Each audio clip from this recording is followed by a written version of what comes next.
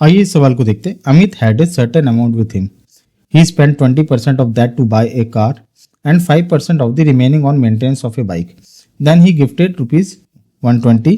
If he is left with 1400 rupees, then find the total amount. ठीक है, अमित के पास कुछ पैसे थे, फिर उसने उसके 20% कार पे खर्च कर दिए और 5% जो भी बचा था मेंटेनेंस और बाइक पे खर्च कर दिया. उसके बाद इसने 120 रुपीज़ गिफ्ट कर दिए. अब इसको हमें बताना है कि कितने रुपए इसके पास टोटल थे. ठीक है, हमें यहाँ लेफ्ट अमाउंट बताया गया है. ठीक है, तो हम पहले ट्रेडिशनल मेथड से करके देखते हैं कि कैसे करेंगे, फिर उसके बाद हम दूसरे मेथड्स भी देखेंगे किस किस मेथड से हम इसको कर सकते हैं. तो सबसे पहले मैं मान लेता हूँ अमित के पास एक्स रुपीज़ थे, इसमें से 20% इसने खर्च किया. तो आप 20% को या तो 80% लिख लो, या तो इसको मैं आपको समझाने के लिए अगर लिखूँ तो 1 - 20/100. ठीक है, खर्च कर दिया. अब फर्दर इसी में से ये कंटिन्यूस सक्सेसिवली डिक्रीज कर रहा है, मीन्स उसी अमाउंट में से 5% रिमेनिंग जो था वो मेंटेनेंस ऑफ बाइक पे खर्च कर रहे हैं. तो इसको सक्सेसिवली हम करें तो 1 - 5% कर रहा है, तो 5/100 परसेंटेज को हमने 5/100 लिख दिया. उसके बाद क्या बोल रहा है कि इसने गिफ्ट कर दिया -120. ये मैं इतना आपको समझाने के लिए लिख रहा हूँ. या तो आप इसको डायरेक्ट 80/100 लिख सकते हैं, या तो इसको फ्रैक्शन में करके आप उसको लिख सकते हो, या तो इसको 95/100 आप लिख सकते थे. -120 हमने यहाँ किया. अब इसके बाद इतना खर्च करने के बाद इसके पास 1400 रुपीज़ बचे. अब इसको हम फर्दर सिंप्लीफाई कर लेते हैं. ये 80/100 हो गया, ये 95/100 हो गया, और ये 120 उस तरफ गया तो 1520 हो गया, 1400 में ऐड हो गए. अब इसको फर्दर सिंप्लीफाई करेंगे तो 4 5 यहाँ पे ये 5 से 20 टाइम्स में गया, ये 5 से 19 टाइम्स में गया. अब यहाँ पे हम सॉल्व करें तो है एक्स 19 4 जा 36 76 upon 20 into 500 is equal to 1520. 76 से आप देख सकते हो ये इस तरफ हमने काट दिए, तो अगर ये 20 टाइम्स में कट गया तो एक्स की वैल्यू आ गई 2000.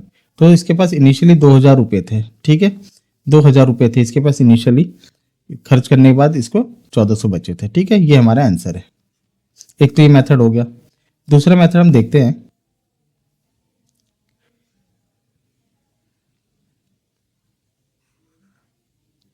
सेकंड मेथड कि अगर मैं x की जगह कुछ और मान लूँ, 100 मान लेता हूँ. ठीक है, 100 में से 20% खर्च कर दे रहा है. 20% खर्च कर रहा है तो 100 का 20% कितना होता है, 20 ही होता है. तो 100 माइनस मैं 100 यूनिट मान लेता हूँ कि उसके पास थे ओरिजिनली. ठीक है, 100 यूनिट्स उसके पास रुपीज़ थे. 100 रुपीज़ में से 20% खर्च कर रहा है. 100 का 20% निकालोगे तो क्या आएगा, 20 आएगा. 100 - 20. अब उसके पास 80 रुपीज़ बचे. ठीक है, 80 रुपीज़ मान लीजिए. यूनिट्स को मैं रुपीज़ ही बोल रहा हूँ. ठीक है, 80 यूनिट मान लीजिए. अब 80 में से ये खर्च कर रहा है 5%. ठीक है, 5% कितना होता है 1/20. ठीक है, 80 का 1/20 आप निकालोगे तो कितना होगा 4. तो 4 रुपीज़ 80 में से खर्च कर रहा है. अब इसके पास बच गई 76 यूनिट्स. ठीक है, 76 यूनिट्स बच गए. उसके बाद ये खर्च कर रहा है 120. तो 120 को ऐसे क्वेश्चन में आपको क्या करना है, इस अमाउंट को इसमें जोड़ देना है. तो जोड़ने के बाद कितना बच रहा है, ये मान लो कि इसने गिफ्ट किया ही नहीं है. ठीक है, किसी को इसने 120 रुपीज़ गिफ्ट किया ही नहीं. अगर गिफ्ट नहीं किया तो इसके पास कितने रुपए बचते, 1520 रुपीज़ बचते. ठीक है, 1520. अब यहाँ से मैं एक यूनिट की वैल्यू निकाल लेता हूँ. एक यूनिट कितना हो जाएगा, 76 से 20 टाइम्स में गया, एक यूनिट की वैल्यू आ गई हमारे पास 20. हमने माना था 100 यूनिट से इसके पास पैसे हैं, तो 100 यूनिट की वैल्यू कितनी हो जाएगी, 20 इंटू 100 2000 रुपीज़. तो इसके बाद इनिशियल जो अमाउंट थी 2000 थी. एक इस मेथड से हमने किया. ठीक है, दूसरा मेथड आप ये कर सकते हो, रेशियो मेथड से आप कर सकते हो. ठीक है, रेशियो मेथड से कैसे करेंगे. ठीक है, यहाँ पे हम इनिशियल अमाउंट लिख देते, इसके बाद लेफ्ट ओवर अमाउंट लिख देते. पहला इसने खर्च किया 20%. 20% मतलब कितना हुआ 20%. इसका अगर मैं फ्रैक्शनल इक्विवेलेंट निकालूं तो ये 1/5. तो इनिशियल इसके पास 5 रुपये थे, इसका 20%, 5 का 20% क्या होता है, न्यूमरेटर वाली वैल्यू हुई, इसका 20% वैल्यू मतलब 5 में से 1 घटाओगे, 4 रुपये इसके पास बचे, 1 रुपये इसने खर्च कर दिया. ठीक है, ये तो हो गया इसने कार पे स्पेंड किया. अब इसने खर्च किया बाइक पे कितना खर्च किया 5%. इसका फ्रैक्शनल इक्विवेलेंट में करूँ तो कितना आएगा 1/20. तो इसके पास 20 रुपीज़ इनिशियली थे, मान लो इसमें से 1 रुपये खर्च किया तो कितना बचा 19। अब यहाँ पे इनिशियल अमाउंट मैं कैसे निकालूं, दोनों को एक कॉलम वाले को मल्टीप्लाई कर दूंगा, तो ये हमारे पास 100 यूनिट्स हो गए और यहाँ पे जो इसके पास 76 यूनिट्स खर्च हुई है। ठीक है,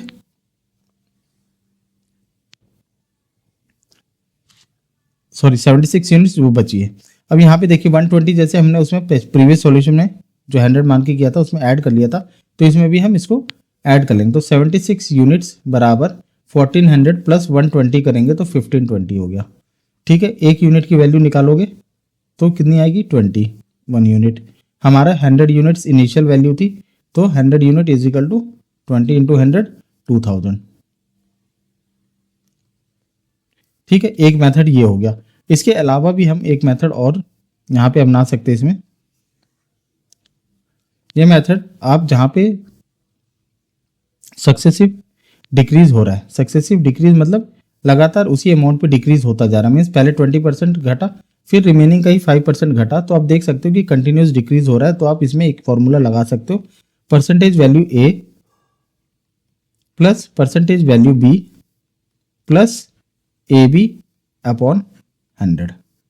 ठीक है, ये क्या है, पहला परसेंटेज कितना इंक्रीज या डिक्रीज हो रहा है, दूसरा परसेंटेज वैल्यू कितना इंक्रीज या डिक्रीज हो रहा है, उसका मल्टीप्लीकेशन। हम यहाँ पे देख लेंगे कि नेट चेंज कितना परसेंटेज में चेंज हो रहा है। तो यहाँ पे देख सकते हो कि यहाँ पे 20% इसने स्पेंड किया मीन्स खर्च किया, तो इसको माइनस में लिखेंगे, खर्च किया है माइनस 20%, परसेंट में लगा नहीं रहा हूँ, अब मान लीजिए प्लस यहाँ पे नहीं लिखना है क्योंकि दोबारा इसने खर्च किया है 5% मेंटेनेंस पे, तो -5 -20 -5।